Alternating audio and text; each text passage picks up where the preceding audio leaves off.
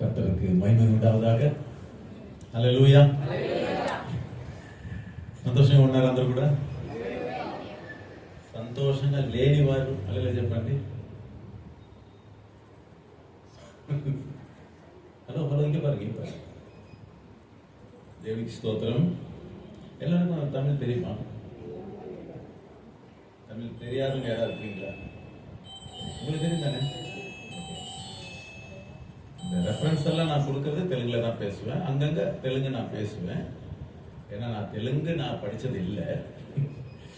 ஆந்திராவுக்கு வந்து 94 நான் வந்தேன். ஆந்திராவுக்கு இங்கே சித்தூர் இங்கே வந்து தான் நான் பைபிள் மூலியமா தெலுங்கு படித்தேன். ரொம்ப கஷ்டமா இருந்துச்சு.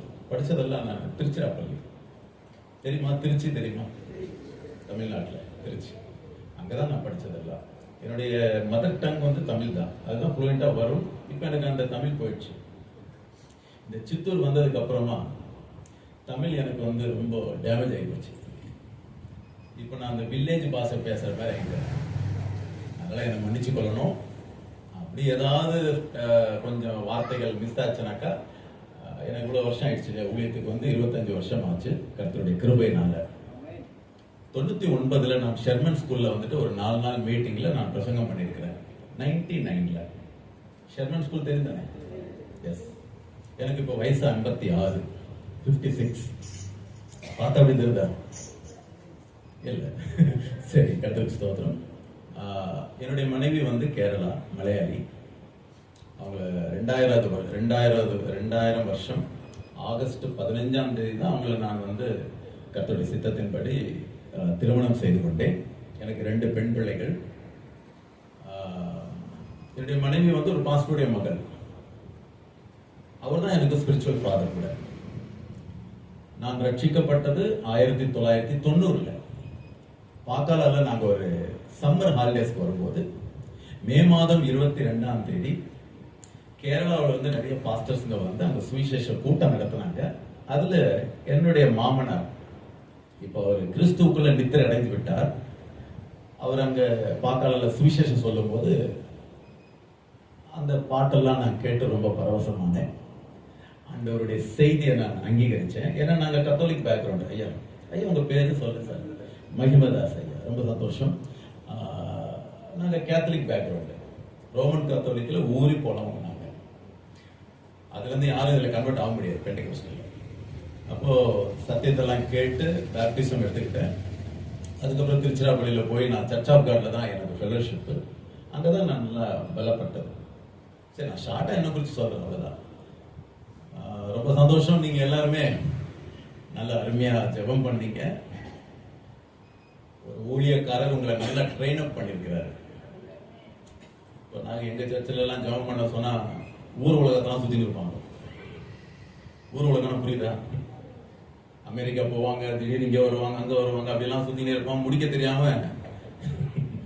ஐயோ அதெல்லாம் ரெக்கார்ட் ஆகுது. எங்க விசுவாசிங்க பார்த்தா போட்டு உடச்சிட்டாங்க அப்படின்னு. சில பேர் தெரியாது, அது ஜெபம் எப்படி செய்யணும்னு தெரியாது. அதனால கவனிங்க, ஜெபம் வந்து அது ஒரு என்டர்டைன்மெண்ட் கிடையாது.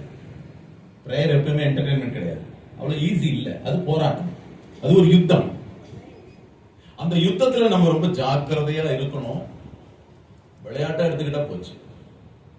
இன்னொன்று என்னன்னா, ஜெபம் பண்ணும் பொழுது, நான் அதை பிரசங்கம் பண்ண வரல, என்னோட பிரசங்கம் வேற. ஐயா 2:30 மணிக்கு முடிக்கணும், 2:30 மணிக்கு நான் முடிச்சிடுவோம்னு சொன்னாரு. அதனால நான் கொஞ்சம் வேகமா போறேன். கர்த்தருக்கு ஸ்தோத்திரம். ஹல்லேலூயா. சரி, நல்ல கவனிங்க. ஜெபம் என்பது நாம ஆண்டவர்கிட்ட பேசுறது, அப்படித்தானே? நாம பேசிக்கிட்டே இருப்போம் ஜெபத்துல. அந்த ஜெபத்துல நாம பாட்டு பாடலாம், துதிக்கலாம், ஆண்டவர்கிட்ட நம்ம ரிக்வெஸ்ட் வைக்கலாம், எல்லாம் செய்யலாம். ஆனா ஆண்டவர் ஒரு கம்ப்ளைண்ட் நம்மளை குறித்து சொல்ல மாட்டார். நீங்க எப்படி ஜெபம் பண்ணாலும், நான் எப்படி ஜெபம் பண்ணாலும் அது ஆண்டவருக்கு ரொம்ப சந்தோஷமா இருக்கும். அதுல ஒரு கரெக்ஷன் அவர் பண்ண மாட்டாரு. பண்ணுவாரா? பாஸ்டர் ஊழியக்காரர்களை நாங்க தான் அதை கரெக்ட் பண்ணுவோம். இல்ல இந்த இடத்துல நீங்க இப்படி பண்ணணும் ஜெபம் அப்படி நாங்க சொல்லலாம். ஆண்டவர் சொல்ல மாட்டார். ஏன்னா அவரு நீங்க குழந்தை மாதிரி, நம்ம எப்படி அழுந்தாலும் அம்மாவுக்கு புரியுந்தானே. சோ அதனால நம்ம மேல ஆண்டவர் ஒரு கம்ப்ளைண்டும் வைக்க மாட்டார். அப்போ இவ்வளவு நேரம் நம்ம ஆண்டவர்கிட்ட தான் பேசிக்கிட்டு இருந்தோம். ஆனா இப்போ ஆண்டவர் நம்மளோட பேசுகிற ஒரு சமயம். நீங்க எதை ப்ரிஃபர் பண்ணுவீங்க? ஆண்டவரோட பேசுறது உங்களுக்கு இஷ்டமா? நம்ம ஆண்டவரோட பேசுறது இஷ்டமா? இல்ல ஆண்டவர் நம்மளோட பேசுகிறது இஷ்டமா? நிஜமா? அப்படின்னா இன்னைக்கு 5 மணி வரைக்கும் போகும். பயந்துடாதீங்க, சும்மா சொல்லக்கூடாது, ஆத்மார்த்தமா நம்ம சொல்லணும். ஏன்னா கர்த்தருடைய வார்த்தை நமக்கு ரொம்ப ஸ்வீட்டா இருக்கும். ஆனா அதே சமயத்துல கண்டிப்பாவும் இருக்கும். ஆண்டவர் கண்டிப்பா பேசுவார், ஆண்டவர் நம்மளை உணர்த்துவார். எனக்கு தெரியாது நீங்க எல்லாம் யார் யார் எந்த பேக்ரவுண்ட். ஐ திங்க் எனக்கு இவங்க 2 பேரும் நல்லா தெரியும், மியூசிக் வாசிக்கிறவங்க 2 பேர். அவரே நல்லா தெரியும், அந்த பிரதர் நல்லா தெரியும். நல்லா வர்ஷிப் பண்ணீங்க, கர்த்தருக்கு ஸ்தோத்திரம். ஏன்னா அவரு எனக்கு தெரியும், பூதல்பேட்டில் மருமகனா வந்திருக்கிறார் அவரு. கர்த்தருக்கு ஸ்தோத்திரம். அவர் நல்ல ஆராதனை செய்தாரு, கர்த்தருக்கு ஸ்தோத்திரம். பாஸ்டர் அவங்க நல்லா ட்ரெயின் அப் பண்ணியிருக்கிறாங்க, கர்த்தருக்கு ஸ்தோத்திரம். ஹல்லேலூயா. இங்க வரும்போது நான் ஆண்டவரே என்ன பேசுறது, என் மைண்ட்ல நிறைய ஓடிட்டு இருக்குது. நான் சில சமயங்களில் நிறைய தியானம் பண்ணி பண்ணி பண்ணி பண்ணி குழம்பி போயிட்டு நான் வருவேன். நிறைய இடங்கள்ல எனக்கு என்ன பிரச்சனை வரும்னா, நான் ஒண்ணு தியானம் பண்ணிட்டு வருவேன், ஆனா ஆண்டவர் அந்த பேசுற சமயத்துல இததான் பேசணும் அப்படின்னு சொல்றாரு. நான் டு பி ஹானஸ்ட், நான் ஊழியக்காரன்ட்ட சொல்லுவேன், ஐயா நான் பேச வந்தது இது, ஆனா இப்ப ஆண்டவர் என்ன இதை பேச சொல்றாரு. ஏன்னா அவரு என்ன நினைக்கிறாரோ அதுதான் நான் பேச முடியும். எனக்கு தெரிஞ்சதை பேசுறதை விட உங்களுக்கு எது தேவையோ அதை ஆண்டவர் அறிந்திருக்கிறார். ஹல்லேலூயா. ஐ டோன்ட் நோ, எனக்கு தெரியாது உங்களுக்கு என்ன தேவை அப்படின்னு. ஏன்னா இது ஒரு ஜெப கூட்டம். நீங்க இவ்வளவு நேரம் ஜெபம் பண்ணி இருக்கிறீங்க, உங்க ஆத்துமாக்கள் சோர்ந்து போக கூடாது. ஆண்டவருடைய வசனம் கேட்கும் பொழுது உங்களுக்கு உற்சாகத்தை ஆண்டவர் கொடுக்கணும், உங்களுக்கு நம்பிக்கையை ஆண்டவர் கொடுக்கணும். உங்களுடைய ஜெபம் கேட்கப்பட்டது என்று ஆண்டவர் ஒரு திடமான ஒரு ஸ்திரமான நம்பிக்கையை ஆண்டவர் கொடுக்க வேண்டும். இங்கிருந்து நீங்க போகும்போது நிறைவா தான் போகணும், திருப்தியோட போகணும். நல்ல ஒரு சாப்பாடு கிடைச்சா நம்ம எப்படி போவோம்? நீங்க போய் ஒரு வீட்டுல சாப்பிட்டீங்க, நல்லா சாப்பிட்டீங்கன்னா, அப்பா சூப்பரா இருந்துச்சுப்பா, சாப்பாடு எக்ஸலண்டா இருந்தது, நல்லா இருந்துச்சு. அதே மாதிரிதான் ஆண்டவர் இன்னைக்கு உங்களை திருப்திப்படுத்த போகிறார். ஹல்லேலூயா. క్రొవ్విన దూడను నాకు లభించినట్టు 63 కీర్తనలో దావీదు మహారాజ్ అంటున్నాడు, క్రొవ్విన దూడ నాకు లభించినట్టు அப்படின்னு சொல்றாரு. அப்படி சொன்னா நல்ல ஒரு ஹெவி ஃபுட் ஆண்டவர் நமக்கு கொடுக்க போறாரு. அப்ப நீங்க தூங்கிட கூடாது. நீங்க என்ன செய்யணும்? வசனத்தின் மேல கவனமா இருக்கணும். என்ன ஆண்டவர் பேச போகிறார் பாருங்க, நல்லா கவனிங்க. ஆண்டவர் சபை, இந்த சபை பெத்தேல் மிராக்கிள் சர்ச். நல்ல பேரு, எனக்கு ரொம்ப பிடிச்சிருக்கு அந்த பேரு, பெத்தேல் மிராக்கிள் சர்ச். அப்ப இந்த மிராக்கிள் சர்ச் அப்படின்ற இது ஒரு சபை. இந்த சபை கிறிஸ்து இயேசுவுடைய சபை. இந்த சபைக்கு தலைவர் யார் தெரியுமா? யார் இந்த சபை? இந்த சபைக்கு தலைவர் யாரு? ஐயா இல்ல, கர்த்தராகிய இயேசு கிறிஸ்து, அவர்தான் தலை. ஆமென், ஹல்லேலூயா. சபைக்கு தலையாய் இருக்கிறார் கிறிஸ்து இயேசு. கிறிஸ்து இயேசுவுக்கு தலையாய் இருக்கிறார் பிதாவாகிய தேவன். புருஷனுக்கு தலையாது.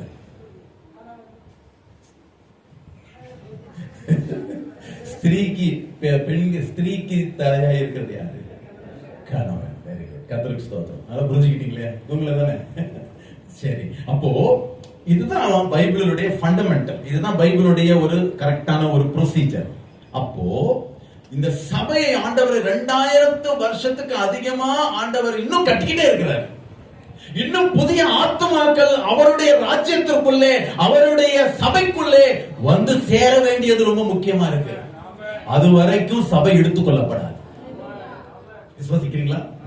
சபை இன்னும் போல, பட் என்னைக்கு போகும்னு தெரியாது.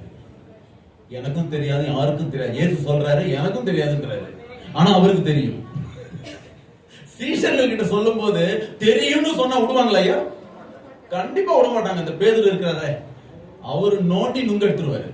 அதனால அவர் என்ன, சாரி நான் வேற மாதிரி பேசிட்டோம். இந்த நோண்டி நுங்க எடுக்கிறதெல்லாம் இது லோக்கல் லாங்குவேஜ் இல்ல. ஓகே, ஏன்னா பேதுரு ரொம்ப அவசரக்காரர். அவரு இயேசு கிட்ட ஏதோ போட்டு வாங்கலாமான்னு சொல்லிட்டு பார்த்துட்டு இருப்பாரு. ஆண்டவர் ஒரே போட்டு போட்டாரு. பாருங்க, எனக்கு கூட தெரியாது அப்படின்ட்டார். ஆனா அவருக்கு நல்லா தெரியும். திரியேக தேவனில் மூன்றாவது நபராய் இருக்கிற பரிசுத்த ஆவியானவருக்கு நல்லா தெரியும். அந்த ஆவியானவர் உங்களுக்குள்ளும் எனக்குள்ளும் இருந்தால் அந்த நேரம் வரும்போது ஆண்டவர் நம்ம என்ன செய்வாரு? நமக்கு ஒரு விழிப்புணர்வை ఏర్పడితి అవేర్నెస్ మనకు ఒక అవగాహనను దేవుడు ఏం చేస్తాడు? అనుగ్రహించి మనలను దేవుడు సిద్ధపరచి ఆయన రాకడలో దేవుడు మనల్ని ఏం చేస్తున్నాడు? ఎత్తబడినట్లుగా దేవుడు మనల్ని ప్రిపేర్ చేస్తారు. హల్లెలూయా. మనము విడువబడము. అదే సమయంలో పరిశుద్ధంగా మనం ఉండాలి. సో కొత్త నిబంధన సంఘములలో ఎవరు వస్తారు? రెండు విషయాలు నేను చెప్పి ఈ రోజు నేను వాక్యాన్ని ముగించుకుంటా. దేవునికి స్తోత్రం. మీ ఎదుట